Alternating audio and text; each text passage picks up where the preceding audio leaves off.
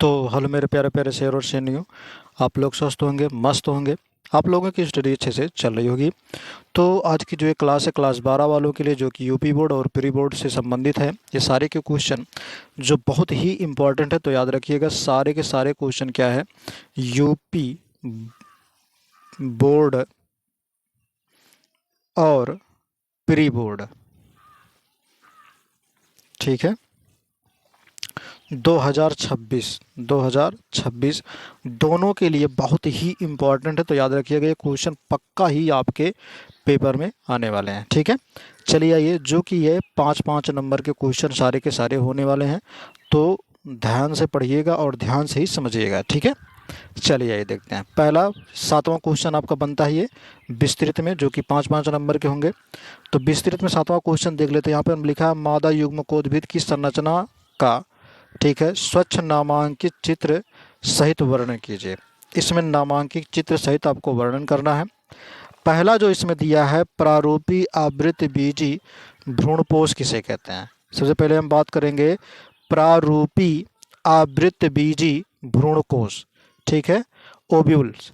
अगर हम बात करें इसकी भ्रूणकोष की, तो भ्रूणकोष किसे कहते हैं, ध्यान रखिएगा। तो मादा युग्मकोद्भिद वह फूल के अंडाशय, यह फूल के अंडाशय के भीतर पाए जाने वाला संरचना है। इसमें बीज का विकास होता है। ठीक है, मादा युग्मकोद्भिद कहलाता है। उसके बाद भ्रूणकोष की मुख्य संरचना की बात कर लेते हैं। तो भ्रूणकोष की मुख्य संरचना की अगर हम बात करें, तो इसमें कई चीज़ें पाई जाती हैं। सबसे पहले चीज़ अगर बात करें, जैसे इसमें आवरण हो गया। ठीक है, इसमें अगर हम बात करें यहाँ पर, जैसे इंटरनल आवरण हो गए। ठीक है, एंटी, ठीक है, एंटी गेमिशन। ठीक है, एंटी गेमिशन अगर हम बात करें, ये होते हैं, ये क्या करते हैं, आवरण क्या करता है, ध्यान रखिएगा। आवरण क्या काम करेगा, तो भ्रूणकोष को ढकने का काम करता है। दूसरा यहाँ पर होगा सूक्ष्म छिद्र हो जाता है, जिसको बोलते हैं माइक्रोफिली। माइक्रोफिली क्या काम करता है, ये आवरण में, ठीक है, छोटा छिद्र जिससे, ठीक है, परागकण प्रवेश करते हैं। जिससे परागकण रहेगा यहाँ पर, जिससे क्या होते हैं, परागकण प्रवेश करते हैं। ठीक है, उसके बाद हो गया यहाँ पर न्यूक्लियर। ठीक है, न्यूक्लियस, जिसको बोलते हैं भ्रूण कोश का, ठीक है, अंतः कोश, भ्रूण कोश का अंतः कोश। ठीक है, मेगा स्पोरेंजियम, ये क्या काम करता है, ये जो काम करेगा अगर हम बात करें, तो यहाँ पर ये अंडाणु, ठीक है, ये अंडाणु का मुख्य हिस्सा होता है। इसमें अंडाणु कोशिका का विकास होता है। किसका विकास होता है, अंडाणु कोशिका का विकास होता है। उसके बाद अगर हम बात करें, यहाँ पर ये हेडिंग बाइट रहेगा, ध्यान रखिएगा, ये हेडिंग रहेंगे इसमें। ठीक है, क्या रहेगा इसमें, हेडिंग रहेगा, ध्यान दीजिएगा इन सब चीज़ों को। ठीक है, जैसे यहाँ पर देखिए इम्ब्रॉयसेक, जिसको हम क्या बोलेंगे, भ्रूण झिल्ली। ठीक है, भ्रूण झिल्ली क्या होता है, ये क्या होते हैं, जैसे 8 न्यूक्लियट होते हैं। ठीक है, 7 क्या होते हैं, सेल्ड होते हैं, यानी कि 8 कोशिकीय, सॉरी 8 केंद्रक, ठीक है, और 7 कोशिकीय इसमें पाए जाते हैं। ठीक है, अगर हम बात करें तो इसमें कुछ कोशिकाएं होती हैं। तो कोशिकाएं कौन कौन सी, जैसे एग सेल। एग सेल क्या होता है, निषेचन के लिए होता है। सहायक कोशिकाएं, ठीक है, ये क्या होते हैं, एग के दोनों साइड साइड में होते हैं। अभी बताता हूँ कौन कौन से होते हैं। उसके बाद क्या होता है, तीसरा जो हो जाता है, जिसको बोलते हैं एंटीपोडल कोशिकाएं, जो क्या करते हैं, अपोजिट साइड में इसकी होती हैं। उसके बाद जिसको हम बोलते हैं प्रतिमुखी कोशिकाएं, क्या बोलते हैं, प्रतिमुखी कोशिकाएं, क्या बोलते हैं, प्रतिमुखी कोशिका। उसके बाद होता है केंद्रीय कोशिकाएं, उसको, जो क्या काम करता है, बाद में भ्रूणजनक पौधे में सहायक होता है। ये क्या करता है, केंद्रीय कोश, जो केंद्रीय कोशिका होता है, भ्रूणजन में क्या हो जाता है, मिल करके एक हो जाते हैं। उसके बाद इनमें जो तंतु होता है, क्या करता है, भ्रूण कोश को अंडाशय में जोड़ देता है। तंतु क्या कर देता है, भ्रूण कोश को अंडाशय में जोड़ देता है। चलिए देखते हैं, ये फिगर, यह चित्र अगर हम बात करें, तो ये दोनों होते हैं प्रतिमुखी कोशिकाएं। ये तीनों होते हैं प्रतिमुखी कोशिकाएं, जिसको हमने लिखा है यहाँ पर। ठीक है, प्रति व्यासांत, इसी को बोलते हैं प्रतिमुखी कोशिका। और यहाँ पर ये दोनों होते हैं ध्रुवीय केंद्रक, जो क्या होते हैं, एक हो जाते हैं, जिसको हम क्या बोलते हैं, केंद्रीय कोशिका बोलते हैं। ठीक है। और यहाँ पर ये आप देख पा रहे होंगे जी, ठीक है, यहाँ पर ये होता है अंड कोशिका, और ये दोनों साइड साइड में क्या हो जाते हैं ये, ठीक है, इसी को बोलते हैं सहायक कोशिकाएं बोलते हैं। और यहाँ पर जो आप देख पा रहे हैं ये होता है तंतु। ये जो अंगुली के नुमा संरचना आपको दिखाई दे रहा है ये होता है तंत्र, जो क्या कर देता है, एक डंठल के नुमा निकल करके, ठीक है, निकलता रहता है और एक नली का रूप ले लेता है। ठीक है। तो ये रहा, मैंने आपको बता दिया, यहाँ पर ध्यान दीजिएगा। ये आपके 5 नंबर फिक्स हो गए। चलिए आइए देखते हैं अगला क्वेश्चन जो है, इसमें कह रहा है, इसमें 8वां क्वेश्चन है। 7वां क्वेश्चन मैंने बता दिया, ये भी तुम्हारा कितने नंबर का होगा, तो 5 नंबर का होगा। कितने नंबर का होगा, 5 नंबर का। ठीक है। तो देखिए इसमें कहा है मनुष्य में 2 लिंग, ठीक है, 2 लिंग संलग्न अप्रभावी विकार बताइए। अप्रभावी विकार, तो सबसे पहले चीज जो होगा ये होगा रक्तस्राव रोग, जिसको बोलते हैं हीमोफीलिया।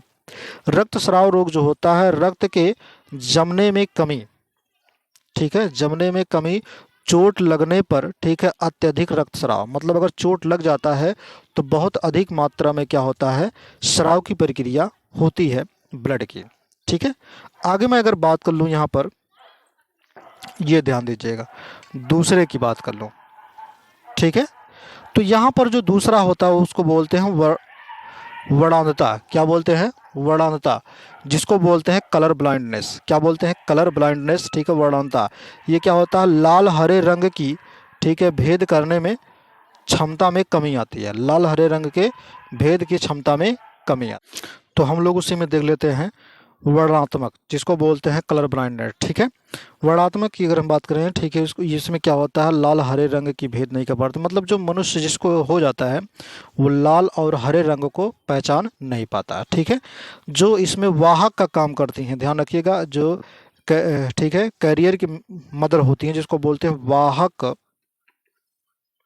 मादा, ठीक है, या फिर माता। और ये हो जाएगा सामान्य पिता। ठीक है, नॉर्मल फादर। जो इसमें होगा, ध्यान रखिएगा, अगर वाहक मादा है तो इसको ऊपर एक यच लगेगा। यच मतलब हीमोफीलिया वाला है। ये कौन सा है, हीमोफीलिया वाला दिखाया गया है। ठीक है, ये कलर ब्लाइंडनेस वाला नहीं है। सेम कंडीशन यही कलर ब्लाइंडनेस वाला होगा। ध्यान रखिएगा, यहाँ पर यच के स्थान पर सी लिखा रहेगा। क्या लिखा रहेगा, यच के स्थान पर यहाँ सी लिखा रहेगा। वैसे सेम एकदम पूरी की पूरी क्रॉस करा देना है इसमें। ठीक है, कलर ब्लाइंडनेस वाले की, कलर ब्लाइंडनेस वाला भी आपको कराना है और हीमोफीलिया वाला भी आपको कराना पड़ेगा क्रॉस। ठीक है, इसलिए मैं एक ही केवल बता दे रहा हूँ, बाकी दोनों इसी में आप कर लीजिएगा। ठीक है।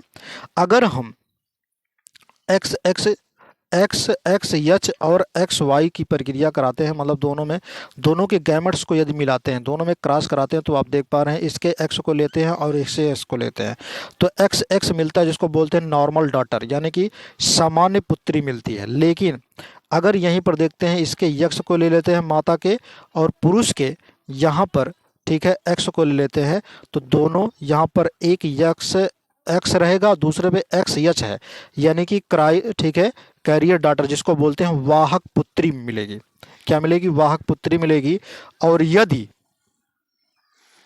हम एक्स की जो है गुणा एक इस वाले जो है वाई से करा देते हैं, तो एक्स और वाई मिलता है, जिसमें क्या होगा, नॉर्मल सन होगा, यानी कि सामान्य पुत्र पैदा होगा। और अगर हम इस यक्स की प्रक्रिया, यानी कि एक्स यच की जो है क्रिया, जो हम क्या कराते हैं, वाई से करा देते हैं, तो एक यक्स यच और वाई प्राप्त होगा, जिसको हम क्या बोलेंगे, हीमोफीलिया सन बोलेंगे। मतलब उस पुत्र में हीमोफीलिया हो जाएगा। ठीक है, ये हम बता सकते हैं। उसके बाद हम क्या कर लेते हैं, अब हम इसी का उल्टा कर लेते हैं।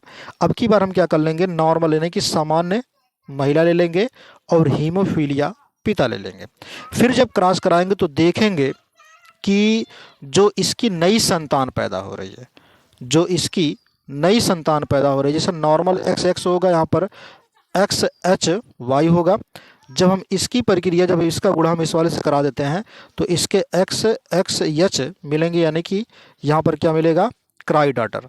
ठीक है। फिर जब हम इस वाले के x और x से कराते हैं तब भी हमको x और h मिलता है, यानी कि दो हमको मिल जाते हैं, 50% हमको मिल जाते हैं क्रायोडाटर, जिसको बोलते हैं वाहक पुत्री। लेकिन जब हम इस वाले x की प्रक्रिया इस वाले y से कराते हैं तो सामान्य पुत्र मिलता है। फिर हम इस वाले x की प्रक्रिया इस वाले y से करा देते हैं तब भी हमको सामान्य पुत्र मिल जाता है, यानी कि 50% पुत्र हमको मिल जाता है सामान्य, और 50% हमको मिल जाते हैं वाहक पुत्री।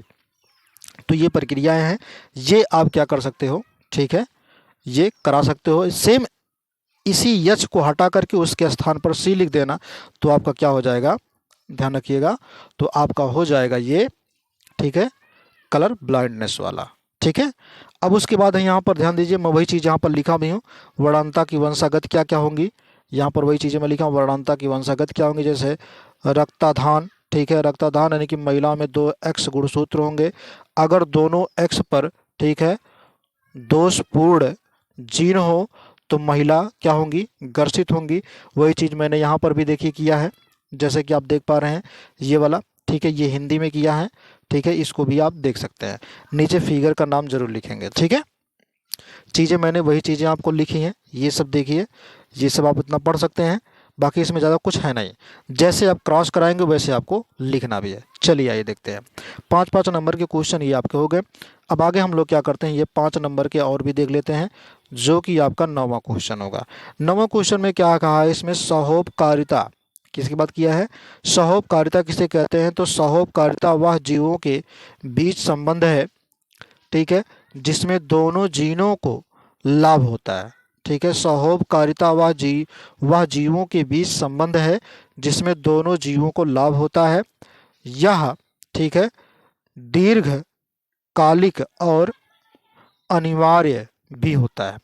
यह दीर्घकालिक और अनिवार्य भी होता है। इसकी कुछ विशेषताएं, मुख्य विशेषताएं क्या हैं, दोनों जीवों को स्पष्ट लाभ होता है सहोपकारिता में, और संबंध, ठीक है, अक्सर अस्थायी होते हैं।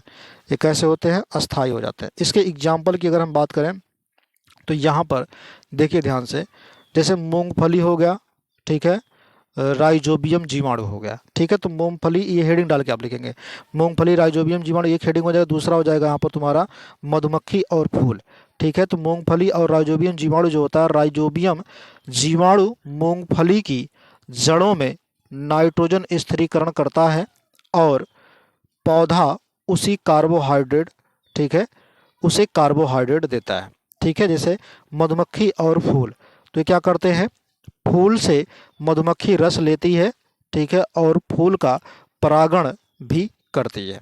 ठीक है, उसके बाद है सहभोजिता में अंतर, ठीक है, सहभोजिता और सहोपकारिता में अंतर, तो यहाँ पर देखिए 2 कॉलम आप बना लीजिएगा ऐसे करके।